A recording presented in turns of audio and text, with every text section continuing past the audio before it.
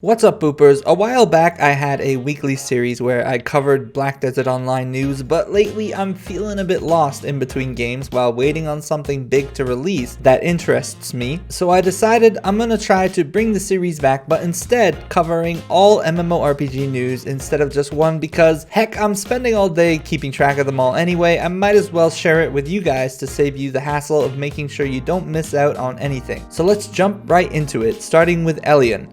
Elyon, also called Ascent Infinite Realm, is a Korean title being developed by a combination of Kakao and Bluehole Studios. The companies behind Terra Online and Black Desert Online has recently announced that it is shooting for a November release date in Korea. This is the result of overwhelmingly positive feedback from testers during their most recent July closed beta test. You might think that a Korea release date in November isn't that interesting for Western players. However, the company began hiring localization teams for English, German, Russian, and some other languages about a month ago, and those positions have since been filled. Unlike other Korean developers, Kakao has a history of pulling the trigger fast when it comes to releasing their games in other regions, usually within 2 to 4 months of the initial Korean launch, and judging by these localization hires, Elyon Ascent Infinite Realm is going to be no different. Now, I covered Elyon in another video on my channel, mentioning them shooting for a December release date, but now it looks like we might be able to expect the game to be releasing in other regions outside of Korea in as early as January. Typically, this means a Japanese or Russian release first, but those regions are fairly easy for European and North American players to participate in if you are itching for a new title to play soon. Elyon is very similar to Black Desert Online, but it carries with it a lot of the end game that Black Desert is missing in the form of PvE dungeons and open world PvX content. So I expect this game to do very well, and given the rate of the development, if you aren't keeping track of it, this game is going to feel like it came out of nowhere. If you are interested in learning more, check out my video in the description covering Elyon's basic features in more detail, but I plan to be releasing more in-depth guides to the classes and the crafting, etc. as the game gets closer to release.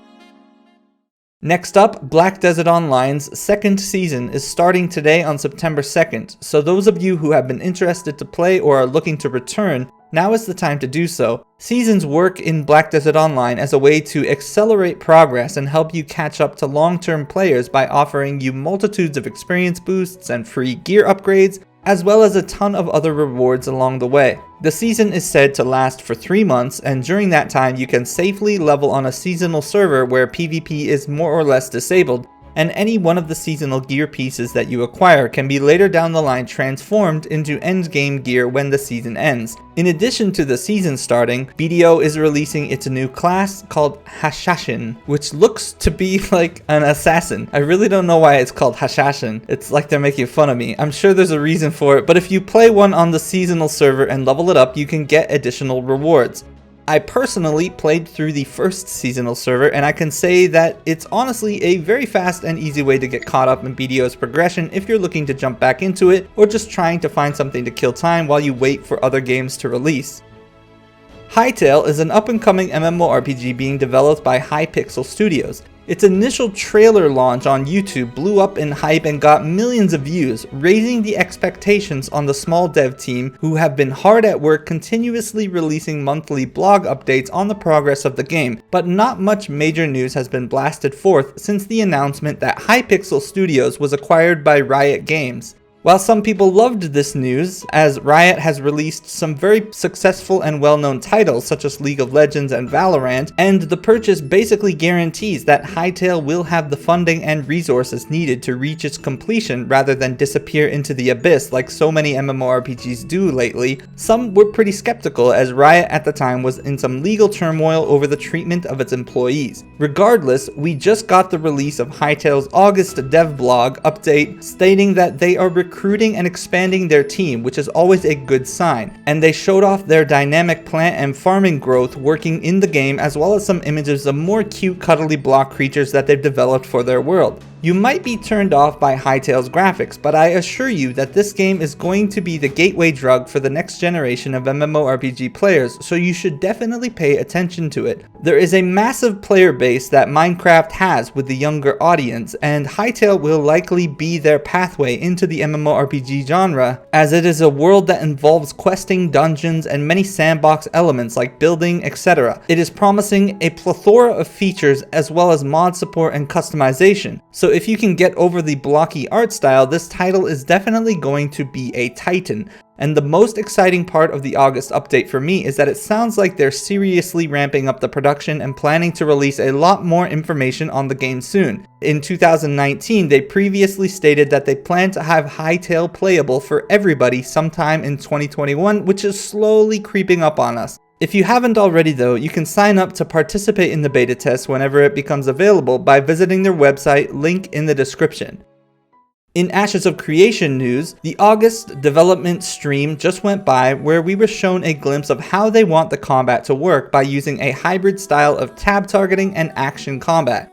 We got a first look at how castle sieges will work and what castle sieges might look like when the game comes out, as well as some footage of the new turtle mount. In addition to that, the shop has rotated its monthly cosmetics out away from the sluggy mount and into a set of badass wolf pets and mounts and a fiery pit of hell for a freehold housing plot. And the team has filled nearly all job postings they set out to fill. Again, it's always a good sign that a developing studio starts ramping up production and hiring more hands. The Alpha 1 testing is still slated to start sometime in the next few months, with the NDA lifting towards the end of fall if all things go as planned. At this time, it's no longer possible to buy into the Alpha 1 test, but if you're interested in the game and jumping in during Alpha 2, you still can, as well as support the channel at the same time by signing up using my referral code, link in the description. Keep in mind that if you are still skeptical of Ashes of Creation, you can just skip out on the testing and wait for the game to release, as the game is fully funded by the creative director Steven, and once released it will have no box cost and only a monthly subscription fee of $15.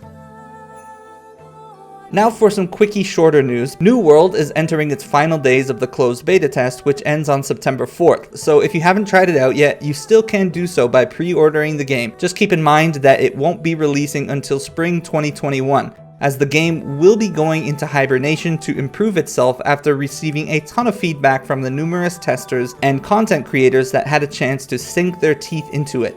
World of Warcraft Shadowlands is being pushed for an October 27th release date. It's still currently in closed beta testing, and many people believe the game is not ready yet for a release, but it's still being rushed out the door, presumably because the release window is suited for a good marketing time, as it will have little competition. If you are still playing World of Warcraft, there are some cool features to look forward to, such as the Torghast dungeon stuff. Star Citizen, I know many people write off from its ridiculous marketing strategies of selling in-game ships as pay to win, but I figured it's best to keep you guys updated on what's actually going on there rather than just hearing about all the memes. While the game will undoubtedly have pay to win elements, once it releases it will only have a one-time buy-in of $45, and any ships that were sold will be obtainable by playing in the game. They've also received close to $50 million in private investment and are still chugging along. The game is playable right now if you buy in with the $45 pack, where you can just participate in the testing and already experience quite a bit of the game's features. But due to its increased funding, it went from a small-scale space MMORPG to a full-blown AAA production in terms of scope. Hence all of the delays, and most players following the game aren't expecting it to be released until 2024 or later. But it's still worth tracking, as it doesn't look like it has any competition. Aside from EVE Online, there isn't much in the way of MMORPGs in space coming out. Me personally, I'm a fantasy guy over sci-fi, so it's not that interesting to me, but definitely worth keeping track of, as it could end up washing EVE away once it fully releases, assuming they are able to keep all of their promises.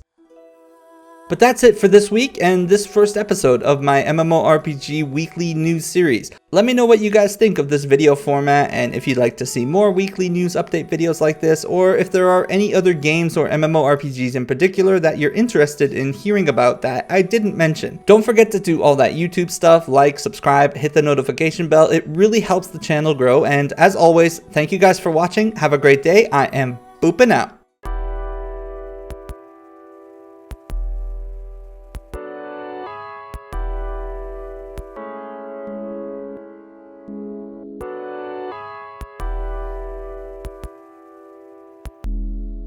boop.